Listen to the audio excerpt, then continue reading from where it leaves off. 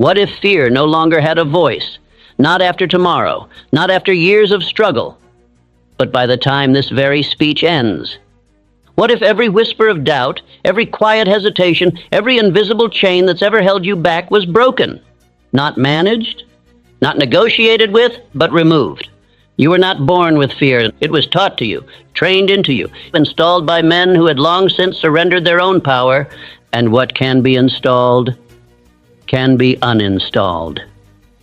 Before anything else, know this. Fear is not a force of nature. It is a creation of man's own mind, and what the mind creates, it can also destroy.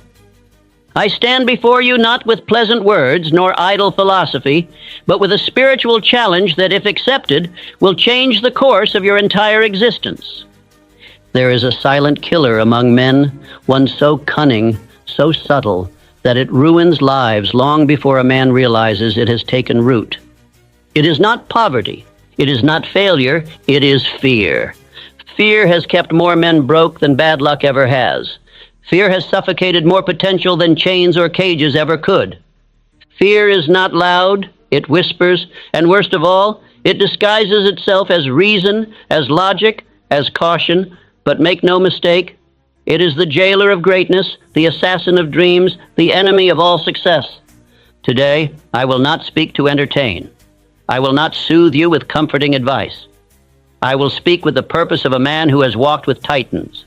Men like Andrew Carnegie, Henry Ford, Charles Schwab, Thomas Edison, and John D. Rockefeller, and seen firsthand that the only difference between the man who builds an empire and the man who dies with regret is the one who refused to let fear lead his steps. This is your spiritual declaration. Today, you do not flirt with courage. You marry it. You do not tame fear. You terminate it. You do not wait to feel ready. You move as if you already are. This is not a lesson. This is your rebirth. And when this hour is finished, the man who sat down to listen will not be the man who rises. Because today we make fear the servant, not the master. Let us begin. Fear does not announce its presence with a roar. It tiptoes in through habit, enters through silence, and binds a man by making him believe the rope is part of his own skin. Fear, my friend, is a cunning adversary. It does not strike you like lightning. It seeps into your being like a fog until you forget what the sun feels like. It rarely names itself. It hides behind phrases such as, "I'm being careful," "Now is not the time," "I need more clarity," or "What if it goes wrong?" But let me tell you plainly, those are not wise thoughts. They are enslaved thoughts. They are the sounds of a man who has forgotten that he commands his mind, and now bows to it. I have studied the most powerful men the world has known, and I assure you, none of them were free of fear. What made them mighty was not the absence of it, but the mastery of it. Let me take you back. When I first sat at the knee of Andrew Carnegie, he did not speak to me of industry or steel. He spoke of thought. He told me, "The man who does not command his own mind is no better than a wild horse waiting to be broken." And I saw in him something that fear could not touch, definiteness of purpose. You see, fear has one aim: to scatter your energy, to make you pause when you should act, to make you hesitate when you should move, to make you think in circles until the opportunity is gone. It is a silent thief, and it steals more than action. It steals the identity of the man you were born to become. Consider this. Fear begins as a thought, a small whispering thought, a doubt, a hesitation. But if that thought is not seized and replaced, it repeats. And what repeats becomes rhythm. And what becomes rhythm becomes identity. That is how fear conquers nations. Not through guns, not through blood, but through minds that surrender their power without a fight. And so I must ask you, what fears have you allowed to become habits? The fear of poverty? The fear of criticism? The fear of loss? The fear of ill health? The fear of old age? The fear of death? I name these 6 ghosts in Think and Grow Rich because they haunt more men than failure ever could. But the most dangerous thing about them is that they often come disguised as intelligence, as caution, even as humility. Let me give you an example. Henry Ford was not the most educated man of his time, but he possessed one trait that made him king over men of letters and scholars alike. He did not let fear make decisions for him. When he said he would build an automobile for the common man, he was not cheered. He was mocked. They said it was impossible, that he lacked the knowledge, that it had never been done, and yet he built it. Why? Because he refused to entertain fear at all. Ford understood a law most men never discover, that fear multiplies in silence, but courage multiplies in motion. Even Edison, when faced with 10,000 failures, never once gave fear the final word. Why? Because he had already decided the ending in his mind, and he trusted the law of repetition to carry him there. He understood that the mind must be trained like a machine, that fear is merely untrained imagination running wild in the absence of purpose. And so I ask you now, what part of your life has fear taken root in? Look closely. Does it hide in your hesitation to speak with boldness? Does it whisper when you delay the dream you say you want? Does it guide your hand when you settle for a life far beneath your design? Do not excuse it. Do not explain it. Name it, face it, and then replace it. Because here is the truth no one will tell you. Fear does not leave the man who tolerates it. It leaves the man who rejects it like poison. You do not defeat fear by hoping it goes away. You defeat it by standing taller than it. You do not escape fear by thinking your way around it. You walk straight through it and discover it was a ghost all along. Charles M. Schwab understood this. He once told me, "Mr. Hill, the world does not belong to the man who avoids mistakes. It belongs to the one who moves forward regardless of them." That is the truth of power, that fear will always scream, but your faith must speak louder. And faith is not born from inspiration. It is born from repetition. If you repeat fear, you live in fear. If you repeat power, you begin to radiate it until fear no longer recognizes you. So let me leave you with a challenge. From this day forward, you will write down every fear that has paralyzed you. You will no longer let it hide behind excuses. You will call it what it is, a lie. And then each morning you will speak its opposite with conviction. I am not afraid of failure, because I am a man of execution. I do not fear criticism, because I am loyal to my vision, not to applause. I do not fear poverty, because I know that riches begin in thought and multiply in action. I do not flinch before uncertainty, because I am the author of certainty. You say it until your soul believes it. You say it until fear no longer has a seat in your thoughts, because the man who removes fear is not the man who was never afraid. He is the man who stood taller than his own mind. And that, my friend, is where mastery begins. The subconscious mind does not reason. It does not judge. It does not argue. It accepts and acts upon whatever is repeated with belief. And therein lies both your prison and your liberation. Let us now move from the battlefield of fear to the command center of the mind.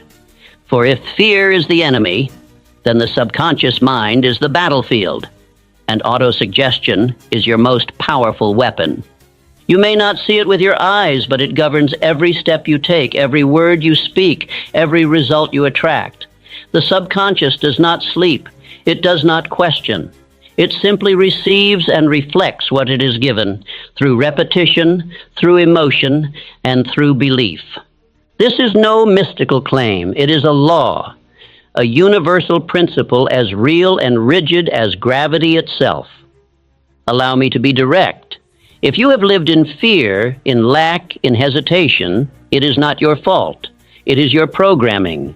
And if that programming has been written by others, by your environment, your past, your pain, or the frightened voices of small minds, then of course you have hesitated. Of course you have doubted. Of course fear has held the reins. But here is the revolutionary truth. You can reprogram the entire system. Let me tell you how. Let us take a lesson from Henry Ford. This man repeated to himself and to others, without apology, whether you think you can or think you can't, you're right. Now, what is that but autosuggestion? He did not say it once. He lived it. He built empires from it. He faced ridicule with it in his mind, and eventually the world bowed, not to his strength, but to his belief. Why? Because belief is contagious, but first it must be installed. Now understand this, autosuggestion is the act of deliberately feeding the subconscious mind the beliefs you want it to operate from. You do this through repetition, through emotionalized statements of identity, purpose, and faith. And you do it until the old beliefs have no oxygen left to survive. You do not beg the subconscious to change. You command it. You do not wish for better thoughts. You install them with force, with rhythm, with precision. Let me ask you, what words do you say to yourself when no one is watching? That is your reality. Do you say, "I'm not ready"? Then your subconscious responds, "Understood. You are not ready." Do you say, "I'm afraid I'll fail"? Then your subconscious says, "Understood. Let us avoid risk." Do you say, "What if this goes wrong"? Then your subconscious prepares you to fail and ensures you'll miss what could go right. You must speak with new language now. You must say, "I am fearless. I execute boldly. I lead my thoughts. They do not lead me. I am the architect of my belief." You speak these truths daily. You write them in ink. You declare them out loud. Not once, not twice, but until they form a groove so deep in your subconscious, there is no longer room for fear to settle in. That is how I reshaped my life. That is how every man I studied, Edison, Carnegie, Lincoln, Schwab, Ford, reshaped theirs. Do you think Edison created the light bulb with positive thinking? Number. He created it by programming his beliefs so deeply that 10,000 failures could not touch it. Each failed experiment was not a signal to quit. It was a signal to continue. Why? Because the dominant thought in his mind was, "The result is inevitable. I only need to persist." And how did he hold that thought? By repeating it, by visualizing it, by training his subconscious to see it as already done. You must do the same, and let me teach you the method, simple but rarely followed with the discipline required. Each morning upon waking, before the world claims your focus, you must speak aloud your chief aim, your belief identity, and your fearless command. You must repeat with conviction, "I am focused, I am powerful, I act without hesitation. My decisions are final, my mission is clear, my identity is certain. I do not wait for the world to confirm me, I confirm myself." Then at night, just before sleep, when the mind softens and the subconscious is most vulnerable, you speak them again, and again, and again, not until you are tired, but until you are changed. This practice is not optional. It is not for the weak. It is for the man who desires to become unrecognizable, to rise from the ashes of fear and shape his life like clay in his own hands. The man who masters autosuggestion can remove fear so completely from his system that hesitation becomes unnatural. His mind no longer seeks escape, it seeks execution. His body no longer responds to doubt, it responds to command. His words no longer reflect confusion, they reflect certainty. This is the key, my friend. If you want to become fearless, you must first train your internal voice to speak as if you already are. And the subconscious, faithful servant that it is, will obey. It always does. It always has. What are you feeding it? Faith is the foundation of all power. And I do not mean faith in religion or fate, though those may comfort a man. I speak of practical faith, the kind that is built like a bridge between your thought and your result. Faith, in this sense, is not mystical. It is structural. It is the belief in unseen forces, not because you are naive, but because you understand how the mind works. When a man believes in his mission with such intensity that no setback can turn him, that man becomes dangerous to fear itself. Now understand this. Faith is not a gift. It is not handed to a man at birth. It is not reserved for the lucky, the strong, or the privileged. No. Faith is a discipline. It is built brick by brick. You lay its foundation by deciding who you are, why you are here, and what you will build before your time is up. And then you reinforce that foundation with repetition, with action, and with purpose that does not flinch under pressure. Let me show you what I mean through the life of Andrew Carnegie, the man who became the wealthiest industrialist in American history. He did not start with money. He did not inherit an empire. He started in a telegraph office barely more than a boy. But what he possessed, even then, was an unshakable sense of purpose. Carnegie knew that his rise would not be immediate, but he believed beyond logic, that every small opportunity, every day of effort, was preparing him for the moment when his definite purpose would meet massive opportunity. And when that opportunity came, he did not hesitate. He was ready. His faith had already built the roads. This is the power of definiteness of purpose. When you choose a target and burn every other bridge, the universe itself begins to organize around you. Doubt dies in the presence of focus, and fear cannot live inside a man who knows why he is alive. Most men drift. They change their aim with the seasons.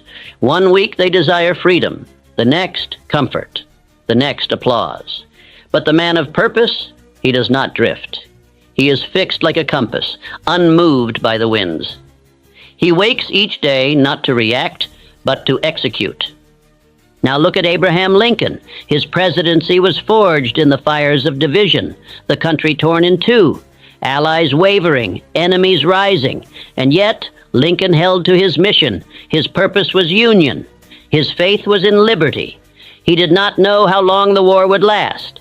He did not know how deep the cost would cut, but he decided early that the end result was non-negotiable.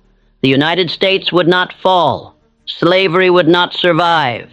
And he walked in that belief daily, even when the odds whispered otherwise. That is what purpose does. It strengthens a man's back in the storm. It lends him the ability to stand when others kneel, to speak when others grow silent, to act when others wait for permission. And make no mistake, you must now decide your purpose. Not a list of goals, not a dream, not a fantasy scribbled in excitement, but a single sentence written in fire that becomes the axis of your existence. What will you build? Who will you become? What outcome will you refuse to leave undone? Write it. Speak it. Memorize it. Make it the last thing you say before sleep and the first thing you speak into the silence of dawn. That is how Charles M. Schwab rose through the ranks of Carnegie's empire. He was not the most brilliant technician, but he was the most decisive, the most purpose-driven. While others flinched and waited, Schwab acted. He did not dabble. He did not shrink. He gave more than was asked. He led teams not through command, but through certainty. And that certainty came from faith in the mission, a faith that infected every man who worked under him. You must build that same energy. You must carry your belief not in whispers, but in movement. You must show up when no one applauds, persist when no one sees, build when the scoreboard says you are losing. Because faith is not built by ease. It is forged in resistance. It is made real not by comfort, but by continued execution when fear hisses in your ear. And here's the final truth of this section. You cannot fake faith. You cannot perform your way to belief. You must earn it through decisions made in silence, through rituals that demand excellence, through speech that reflects clarity even when the path is clouded. Do this, and fear becomes irrelevant. It may knock, but you will not answer. You will be too busy executing. Understand this. Indecision is the fertile soil in which fear grows. Every hesitation you allow, every question you leave unanswered, every quiet maybe you whisper to yourself, is a crack through which doubt creeps in. Fear does not begin with failure. It begins with the refusal to choose. A man who cannot decide is a man who cannot rise. He is a ship without a rudder, at the mercy of every current, every opinion, every shift in the wind. His energy is scattered. His will is diluted. He waits, and while he waits, his future is stolen from him one day at a time. But the man who decides, firmly, finally, becomes something altogether different. Let me tell you about Henry Ford. When he set out to build a motor car for the common man, he was met with laughter. His own engineers called his vision impossible. The idea of an 8-cylinder engine in a single block cannot be done, they said. And what did Ford say? Produce it anyway, not once, not twice. But every time they returned with failure, he sent them back with the same command: produce it anyway. That is not optimism. That is not blind belief.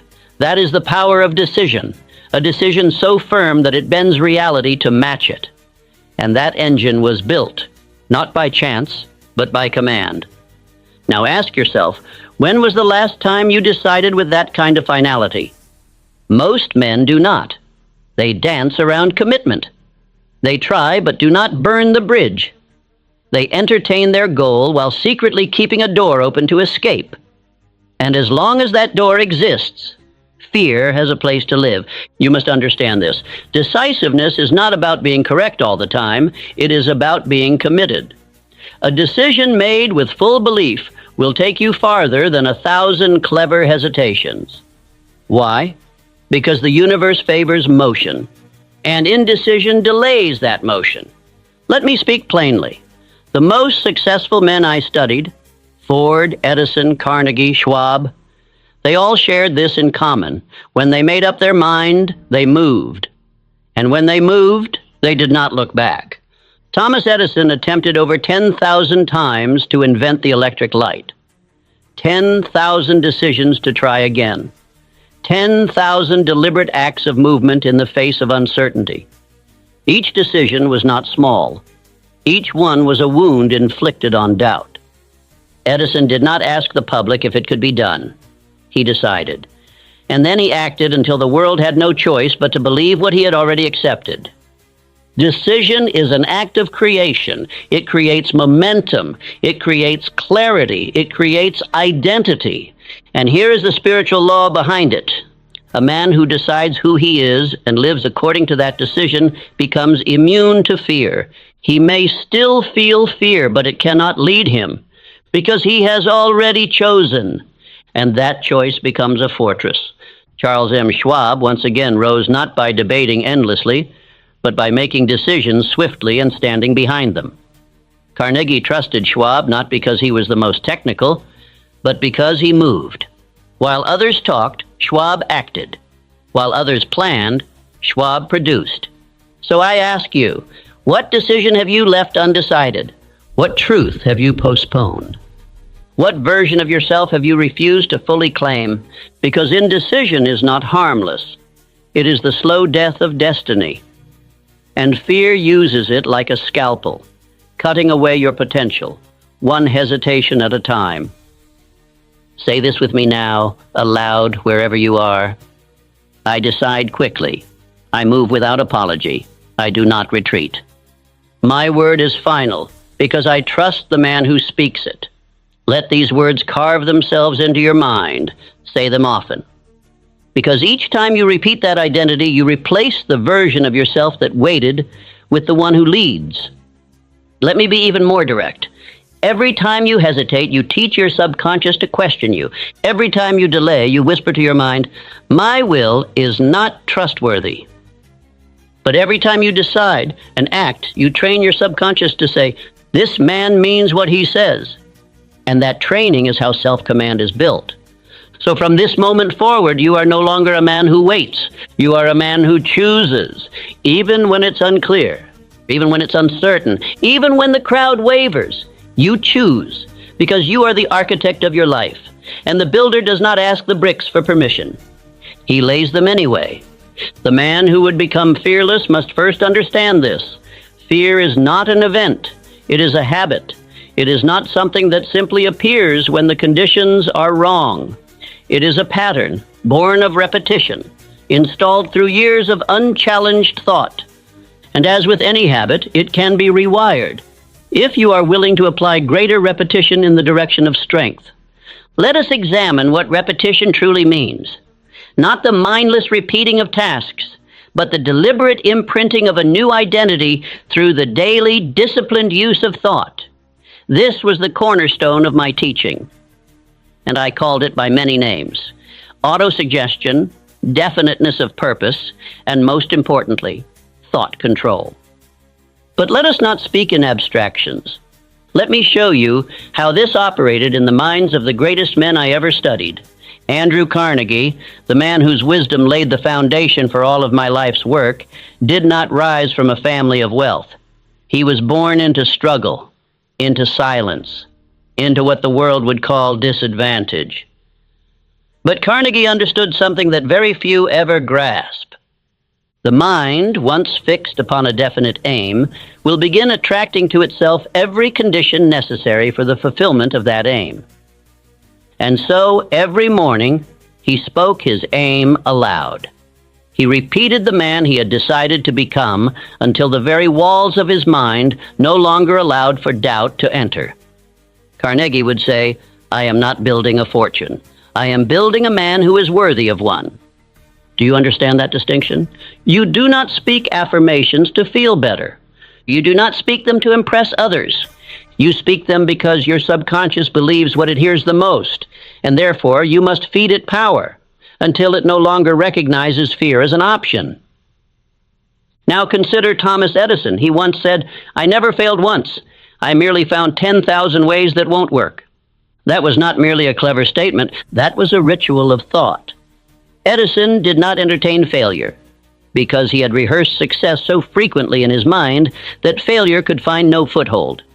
He awoke each day, regardless of yesterday's results, and stepped into his laboratory with the certainty that something was forming, even if the rest of the world could not yet see it. That is the habit of thought I am asking you to install. A belief so deeply etched into your identity that fear cannot live in your system, not because you do not feel it, but because your dominant thoughts leave no room for it to grow. Let me offer you the tool. Repetition. It is the hand that chisels the mind. And not just repetition of words, but repetition of behavior, repetition of posture, repetition of discipline, until the old patterns break under the weight of the new. I advised my readers, and I advise you now, to begin each morning with the following: a clear written statement of your definite aim, a vocal declaration of that aim with emotion, a moment of visualization, seeing yourself as the man who has already achieved that purpose, and finally a silent vow: I do not flinch, I do not fold, I do not entertain fear. These 4 acts, done consistently with faith and emotion, will begin to restructure your subconscious mind. They will form new grooves in your thinking, and those grooves become your mental roads. And once the roads are paved, your thoughts begin to travel them by default. This is what happened to Henry Ford. He was not the most educated man, he was not the most eloquent, but he had a system, a mental factory, if you will, that produced certainty. When asked how he would solve a problem too complex for him, he said, "I do not need to know the answer. I can summon to my mind or to my team any expert I require. The belief that the solution exists is already enough." Do you see what that means? He had already removed fear from the equation, because in his mind, failure had no place. He did not fear the unknown. He simply assumed that clarity would arrive, and it did, again and again. And so I ask you now, what do you rehearse each day? When no one is watching, when the world is silent, what words do you whisper to yourself? If those words are filled with doubt, you are programming yourself to fail. If those words are soaked in fear, you are building an identity of hesitation. And if those words are careless, scattered, or reactive, then your life will be the same. So I instruct you now, take command of the words. Create a script that is worthy of the man you wish to become. And speak it loudly, daily, repeatedly, and say, I am calm in uncertainty. I am steady in pressure. I am decisive in doubt. I do not fear the outcome. I shape it. Let those lines become your armor. And if they feel strange at first, good. That is the sign that you are installing a new identity. Speak them again. Speak them until they become natural. Speak them until they become you. Remember, your current fear is not the result of this moment. It is the result of every moment that came before, every thought you did not challenge, every belief you accepted without testing it. But today, that changes. From this day forward, you will speak like a man who does not negotiate with fear. You will walk like a man who commands his own mind. You will repeat power until power becomes your rhythm. And the old fear, it will have no choice but to die from starvation. Let us now continue to the next part and explore what happens when your entire life is built on this new internal system. Shall we?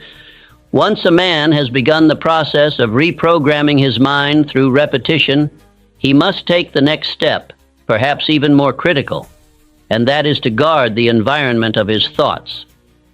Let me state this plainly. No thought is safe if your environment is unguarded. Fear, like a thief in the night, enters silently, and more often than not, it does not enter through your own mind. It enters through the words, doubts, and energies of others. I discovered this truth in my earliest conversations with Andrew Carnegie. He told me, if you place a weak mind in the company of stronger ones, it will either rise or it will retreat and rot. But if the stronger minds are not aligned, the result is confusion, not elevation. From that statement, I began to study not only the habits of great men, but the environments they built around themselves. Let me give you examples so that you may understand with clarity.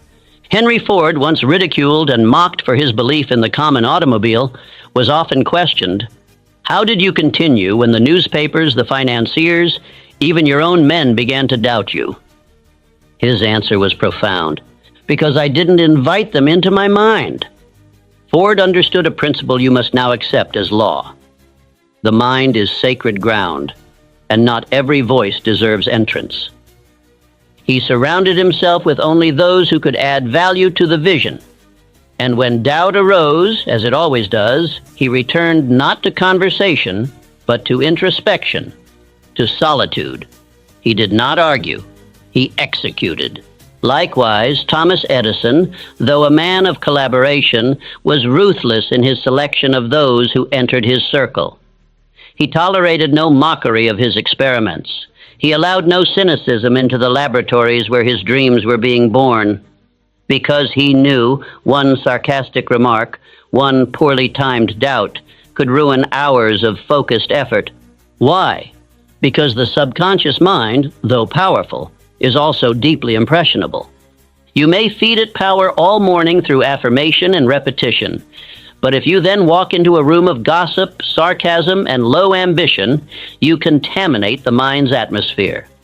Let us return to Charles M. Schwab, a man who built steel empires and commanded the loyalty of entire industries.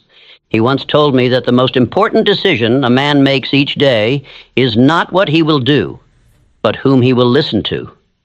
Schwab surrounded himself with clarity, not simply intelligence, not just skill, but clarity. He wanted no part in the complaints of the world. He had no interest in voices that predicted failure. If a man could not speak with belief, Schwab would not listen. Now you must ask yourself, who has been allowed too much access to your subconscious? Whose voice do you hear when fear speaks? Is it your own or the ghost of a parent who doubted you? A friend who failed and now mocks success? A teacher who whispered mediocrity into your spirit? You must become ruthless in this evaluation, not cruel, but decisive. This is the mental discipline required for greatness, to filter your influences as carefully as you would protect your wealth, because truly, your attention is your greatest currency. Would you leave gold coins scattered on a public street? Then why would you leave your thoughts open to anyone with an opinion? There are men who drain your belief with every sentence. There are voices that sound reasonable, but hide poison. They mock ambition. They worship comfort. They disguise fear as logic and call your vision unrealistic. These are not advisors. These are saboteurs. And they must be removed from your mental circle. Let me show you how to do this. Audit your conversations. Who lifts you? Who reinforces the new identity you're building? Who causes doubt to rise even subtly? Protect your silence. Before you begin your day, spend time in complete thought control. Speak your script. Rehearse your affirmations. and let no voice enter until your mental armor is sealed. Refuse to explain your mission. The more you explain, the more you weaken your internal certainty. Speak your aims only to those who can help build them. To the rest, offer silence. Create a ritual of alignment. Each evening, return to the vision. Reconnect with your definite purpose. Review your actions. Rebuild the belief that the world tried to erode. This is not arrogance. This is self-command. Remember, Abraham Lincoln, though known for his kindness, was also a man of silence. He did not waste words. He did not defend every decision. He carried a stillness that unnerved his critics, because it came not from ego, but from clarity of mind. That clarity is now your goal. And it begins with the recognition that your mind must be treated like a fortress, not a hallway. Let this be your rule. If they do not sharpen my belief, they do not get access to it. Now say this aloud. I do not allow fear into my circle. My subconscious is sacred, and I protect it with precision. My mental atmosphere is pure, powerful, and aligned. Speak these truths until they no longer feel like defenses, but standards. And when you live by those standards, fear begins to suffocate, and it loses its allies, it loses its entry points, it loses the chorus of voices it once used to weaken your spine. Because now your mind is clean, now your belief is sealed, now your focus is forged, and your inner fortress can no longer be breached. Let us proceed to the next part, where you will learn to move into action without hesitation. For the final enemy of fear is motion. Shall we? There is a truth as old as time and yet as urgent as breath itself. Fear cannot exist in the presence of decisive action. While many men attempt to think their way out of fear, the builders, the producers, the titans of industry, they know the deeper law. Fear cannot be reasoned with. It can only be overrun. Let me tell you what Andrew Carnegie once revealed to me in a private moment of startling clarity. He said, "The best way to destroy fear is to act so quickly that it has no time to speak." This, I later discovered, is the thread woven through every story of greatness I have ever written about: decisive movement in the face of uncertainty. Let us take Henry Ford, for instance. When others hesitated, he built. When others debated feasibility, he constructed assembly lines. When the experts said it couldn't be done, he acted as if it had already been done. Ford was not immune to fear. No man is. But he had learned a secret most men never understand. You do not wait for the disappearance of fear. You move despite it. And here's why this works. Fear feeds on inactivity. It breeds in stillness. It multiplies in delay. Every time you wait, every time you hesitate, you give fear a chance to whisper its poison. But when you move, even clumsily, even imperfectly, you cut off its oxygen. You silence its voice. You teach your subconscious this undeniable lesson. I lead, and fear follows. Let us pause here and reflect on the case of Thomas Edison. This was not a man of endless contemplation. He was a man of endless iteration. When asked about his thousands of failures in creating the light bulb, he didn't weep or regret. He replied, "I have not failed. I've simply found 10,000 ways that won't work." Now, why would a man see failure as information? Because he never stopped moving. The moment one approach failed, he acted again. That movement, that forward thrust, it kept fear from nesting in his mind. You may wonder, how do I apply this to my own life? Let me give you a pattern. Do not wait to feel ready. Read that again. Readiness is a byproduct of movement, not a prerequisite for it. The man who waits for courage never receives it. Courage arrives in motion, not in silence. Shorten the space between idea and action. When your mind offers a bold thought, to speak, to write, to build, to reach, you must act within moments. The longer you wait, the louder fear grows. Measure only your integrity to action, not the result. Did you move? Did you execute? Then you won. For every action taken is a vote against hesitation and a step toward identity. Charles M. Schwab lived by this very law. His rise in Carnegie's empire was not due to knowledge alone, it was due to speed of execution. While others debated, Schwab decided. While others planned, Schwab acted. And because of that, opportunity sought him out. There is a rhythm to greatness, and that rhythm is motion. Let me give you a contrast. The average man hesitates. He imagines rejection. He visualizes defeat. He seeks perfection before beginning. And in doing so, he feeds the very fear he wishes to kill. But the builder? The builder begins. He understands that motion creates clarity, that one step forward opens paths that standing still will never reveal. He knows that progress is not born from thought alone. It is born from the fusion of thought and deed. And this, my friend, is why so many men remain in cycles of mediocrity, because they refuse to move while afraid. Now, I must tell you this. There will be no transformation without discomfort. Fear does not leave politely. It does not retreat at the sound of your plans. It retreats at the sound of your footsteps, when you move in the direction of your aim, regardless of internal resistance. This is the path forged by Abraham Lincoln. In the darkest hours of the Civil War, when the nation split and blood spilled, he did not allow fear to freeze him. He acted, he spoke, he wrote the proclamation. Not because he was confident in the result, but because the mission demanded action. And that is the standard you must now accept. Let your mission become louder than your hesitation. Let your purpose rise above your pause. Let your identity as a builder silence every whisper of doubt. Because action is not just what you do, it is who you become. Each time you move, you teach your subconscious, I am the kind of man who acts. Each time you step forward, even when uncertain, you rewire your belief. Each time you execute, even without evidence, you cast a vote for the identity you seek. Let me leave you with this truth. You can feel afraid and still move forward, but you cannot feel fearless until you do. So now I say, rise, act, move, not because it is easy, but because your future self is already waiting on the other side of motion. And when you meet him, you'll realize fear was never the obstacle. Inaction was. Now let us proceed to the master principle that governs every victory and makes permanent what action begins: definiteness of purpose. Every man who has risen above fear, who has conquered doubt, who has looked the unknown in the eye and moved anyway, has done so because of one thing. He knew exactly what he wanted. He had what I call definiteness of purpose. Now let me speak to you plainly as I would to my own son. The man who is uncertain, who has no chief aim, who floats between options, who changes direction with every gust of opinion, that man will never become fearless. Because fear loves confusion.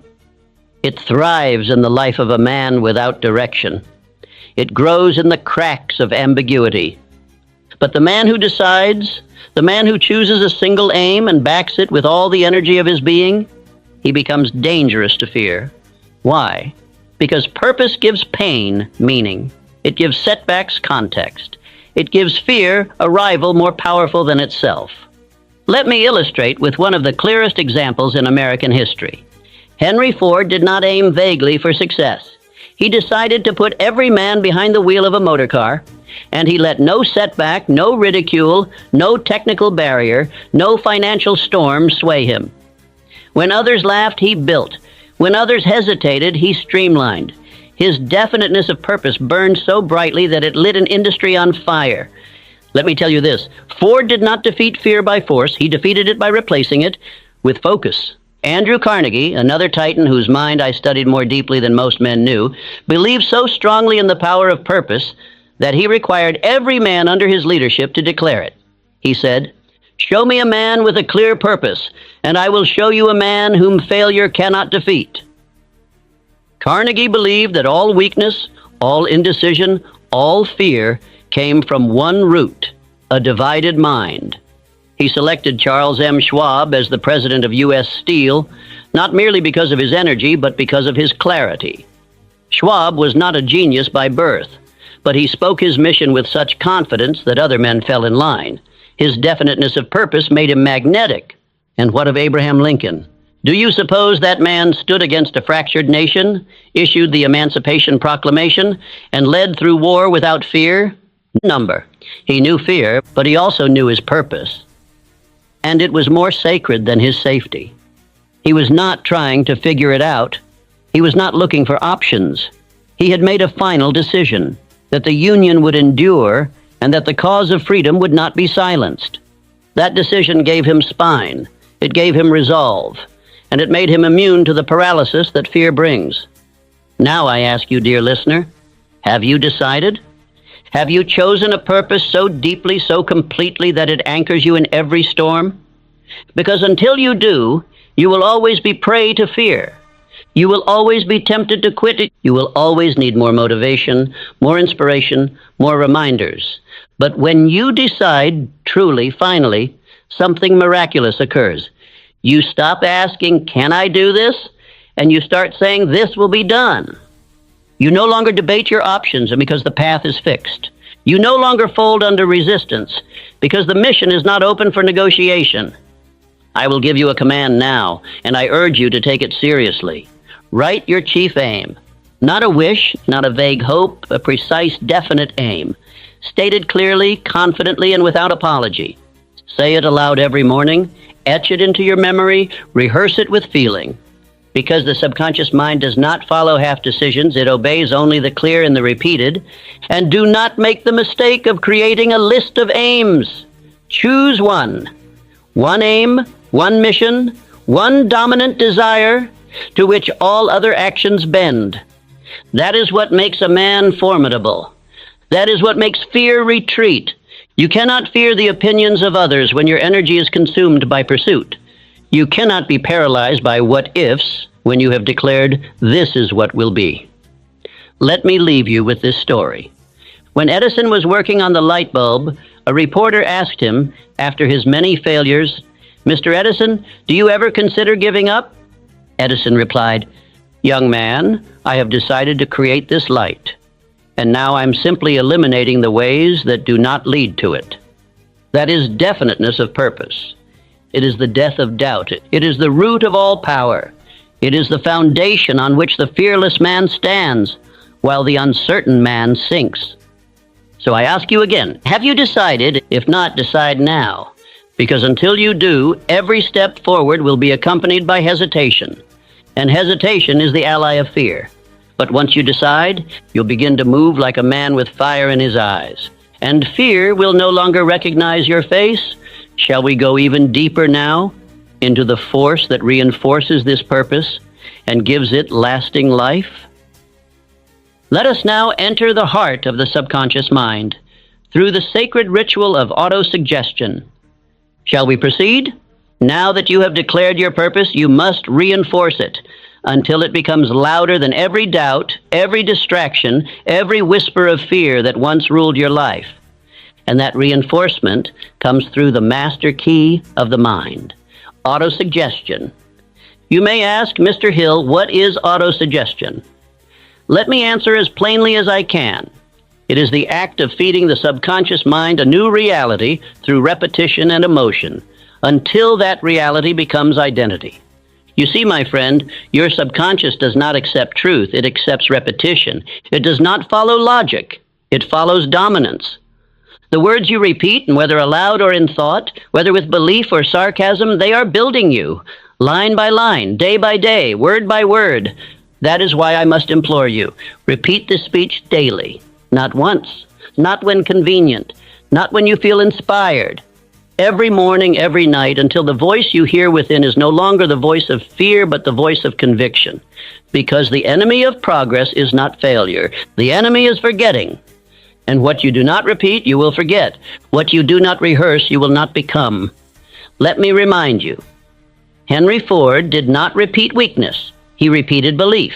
He famously said, whether you think you can or think you can't, you're right. That was not a clever saying. That was mental programming. He did not allow space for doubt. He spoke only of possibility. And because he repeated it, his mind accepted it. And because his mind accepted it, the world followed his thought.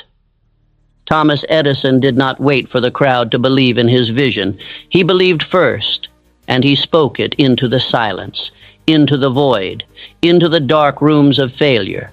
And that belief, repeated 10,000 times, eventually gave the world light. Now let me speak to you as plainly as possible. If you do not program your mind, the world will. And the world will not install strength, it will install fear. It will feed you doubt, it will teach you limits. And if you let it, if you simply drift, you will become a copy of your environment, not a master of your destiny. So what must you do? You must repeat what you intend to become. You must speak to yourself as a commander speaks to his army, with force, with clarity, with finality. Each morning, rise and declare, I am not afraid. I act without hesitation. Everything is working in my favor, and I move like it. Do not say these words like a man hoping. Say them like a man deciding. Do not whisper them with apology. Speak them with presence. Because the subconscious mind listens not to the volume of your voice, but to the conviction in your tone. That is why Andrew Carnegie demanded that his men recite their aims aloud each day. He knew that repetition was not a gimmick, it was the method. You do not need another speech. You need this speech again and again until it becomes your voice. And do not treat this as a message for today. Treat it as a ritual for a lifetime. Burn these words into your spirit. I do not beg fear to leave. I replace it with faith. I do not delay action. I speak, I move, I become. If you begin every morning with this before the world gets its hands on you, if you end every night with this before sleep locks your thoughts in place, then the identity of power will etch itself into you. The man you were, the man who hesitated, who shrank, who doubted, he will disappear. And in his place, a man who walks in silence but moves the world. That is not theory. That is not fantasy. That is the law of mind control, not over others but over self. So do not scroll to the next idea. Do not chase another voice. Do not water down this instruction. Repeat this speech until every bone in your body believes it, and until your actions obey it, until your posture begins to reflect it, and without effort, without reminder. This is not suggestion. This is autosuggestion. And if you will honor it, and with discipline and fire, there will come a day, and not long from now, when the man who once feared everything is no longer recognizable. Shall we press forward? Let us now deal with the next enemy that must be confronted, the opinion of others, and let us continue. There comes a time in every man's life when he must choose, will I live by my own vision or by the opinions of the crowd? For most, that choice is never made. They drift, they defer, they delay their destiny in favor of approval, and in so doing they sentence their greatness to silence. Let me speak to you now with full force. The fear of other people's opinions is a thief. It robs you not only of peace, but of power. It is not harmless. It is not polite. It is poison, dressed in the garments of social acceptance. You must make a firm decision. The opinion of the crowd shall never outweigh the voice of my own purpose. Too many men wait for permission. They delay their calling until their neighbor agrees with it. They shrink their voice to fit the small minds around them. And in doing so, they trade their birthright for belonging. But no man who has ever shaped the world was accepted by it first. Did Abraham Lincoln wait for applause before issuing his Emancipation Proclamation? Number, he was mocked, condemned, hated by many. Yet he moved forward, not because it was popular, but because it was right. Did Thomas Edison take a poll before he pursued his inventions? Number, his critics called him mad, a failure, a dreamer. But he paid no mind. Why? Because he did not look to the masses for direction. He looked within. And Henry Ford, when the world said the car was a toy, a novelty, a foolish idea, he built it anyway. He trusted his vision more than he feared their laughter. That is the kind of man you must become. A man who does not consult the crowd before taking his next step. A man who does not explain his every move to those who have built nothing. A man who does not tremble in the face of mockery, but grows sharper in it. Understand this, the crowd will never understand you. That is not their role. Their role is to observe. Your role is to build. And the moment you confuse the two, the moment you let the opinions of idle men shape your actions, you forfeit your edge. Let me tell you something few will admit. Most of the people whose opinions you fear are not thinking about you at all. They are too busy wrestling their own demons, too wrapped in their own insecurities, too scattered to lead even their own lives. And yet, these are the voices you allow to steer yours? Number. That ends now. From this moment forward, you must create distance between your mission and their misunderstanding, not from hatred, but from clarity. You are not here to be understood. You are here to become undeniable. The critic does not build statues, the cynic writes no history, the gossip carves no legacy. But the man who moves in silence, who walks with conviction, who builds without begging for applause, he becomes a force. Repeat this to yourself until it becomes law. Their opinions are not my instructions. Their doubts are not my blueprint. Their approval is not required, only my commitment. This is not arrogance. This is alignment. And when you are aligned with purpose, the voices that once terrified you begin to sound like background noise. They lose their grip because you have found something louder, the truth within you. I tell you now, there is no faster way to kill fear than to stop living for the expectations of the fearful. So when they mock you, keep building. When they doubt you, stay silent. When they ask, "Who do you think you are?" you answer with action. You are the man who leads himself. You are the man who walks forward without explanation. You are the man who has burned the bridge to external validation. Say it aloud. I do not live for their applause. I live for my purpose. I do not wait for approval. I act from decision. I do not fear the crowd. The crowd fears my clarity. Let that be your shield the next time you feel the sting of judgment. Let that be your sword the next time fear of criticism rises in your chest. Because the man who fears opinion forfeits destiny. But the man who kills that fear, he walks with a presence that silences rooms without uttering a word. Let us continue. Let us now speak of a force greater than logic, greater than strength, greater than talent, a force that builds empires from dust, lifts men from obscurity, and steadies the hand of the builder when the winds of failure howl. That force is faith. Not faith as the world misuses it, not blind optimism or wishful thinking. Number. The faith of which I speak is earned, forged, installed, through repetition, through discipline, through the daily rehearsal of belief long before the results arrive. Faith is the weapon that slays fear, not with emotion, but with certainty. Understand this. Fear cannot survive in the presence of true faith. And I say true because the kind of faith that bends under pressure is not faith at all. It is illusion. You must forge a faith so strong, so grounded, that no amount of darkness can unseat it. And how do you forge such a thing? Through repetition with emotion. By feeding the subconscious mind daily with words, commands, affirmations, until it begins to obey.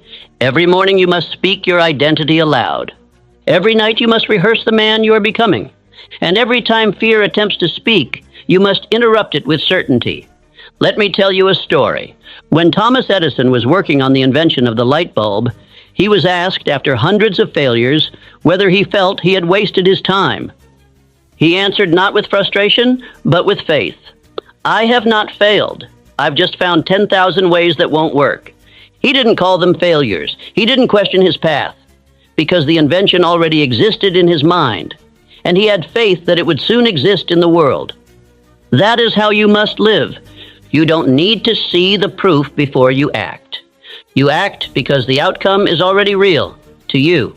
Henry Ford once said, "Whether you think you can or think you can't, you're right." This wasn't a clever phrase. It was a statement of universal law. A man's belief is the seed of his results. What he accepts in the depths of his mind becomes law in the material world. So what are you accepting? What are you repeating? What are you rehearsing? When no one is looking and the world is silent, because that is where faith is formed. Not in public, not in applause, but in private and in solitude. In the early hour where your words echo against the walls and slowly sink into your being. This is not mysticism. This is psychology. This is the science of autosuggestion, which I laid down in the pages of Think and Grow Rich, and witnessed in the lives of every man I ever studied. Andrew Carnegie did not become a titan of wealth by accident. He rehearsed his belief in himself. He spoke his goals aloud. He fed his subconscious with purpose until every cell in his body moved in unison toward it. He did not wait for the world to believe in him. He believed first, and the world had no choice but to follow. You must do the same. Say this aloud: I believe in my purpose, even before results appear. I feed my mind with power until it forgets weakness. I move in faith, not because I feel ready, but because I have decided it is so. This is the rhythm of a man who becomes unshakable. This is the discipline that kills fear, because repetition with feeling creates identity. And identity overrules emotion. You must install belief so deeply, so frequently, that fear has no space left to breathe. And when doubt creeps in, as it will, you do not argue with it. You do not reason. You simply return to the script. You repeat. That is the most powerful discipline a man can possess. Not just to feel strong, but to repeat strength until it becomes his nature. So every morning you wake up and you rehearse the future. Not casually, not for entertainment. With fire, with conviction, with repetition that makes the ground beneath you believe it too. You say, I am fearless, I am focused. I am becoming the man who cannot be broken. And if you repeat it with enough emotion, with enough frequency, your mind will accept it. And once your mind accepts it, the world will begin to mirror it. That is the law of faith. That is how fear dies. That is how a man becomes dangerous in silence. Let us move forward. Now let us step into one of the most vital truths a man must ever learn: the link between fear, drift, and indecision. Understand this with every fiber of your being. Fear feeds on hesitation. It draws its power not from the external world, but from the internal confusion of a man who has not made up his mind. The longer you delay, the more room fear has to grow. But when you decide, fully, finally, and without apology, fear dies instantly. Decision is the great eliminator. It clears the fog. It silences the voices. It evicts fear from the chambers of your mind. And the failure to decide, that is the beginning of drift. I have said this before, and I say it again now with more urgency. Drift is the silent destroyer of all dreams. A man may survive pain, he may endure failure, but he will be destroyed by drift. The quiet, daily slide into mediocrity that begins the moment he refuses to make a firm choice. Let me give it to you plainly. If you are not deciding, and you are drifting, and if you are drifting, you are not free. You are a puppet of fear, a prisoner of external influence, a leaf blowing in the wind, tossed by emotion, opinion, and circumstance. Now listen closely. Every man I ever studied, every titan of industry, every giant of history, they all shared one trait in common: decisiveness. Not recklessness, not haste, but clear, calm, final decisions made quickly and rarely reversed. Let me remind you of Henry Ford. When he set his sights on creating a motor car for the common man, he did not ask permission. He did not seek approval from the doubters, nor debate endlessly with his peers.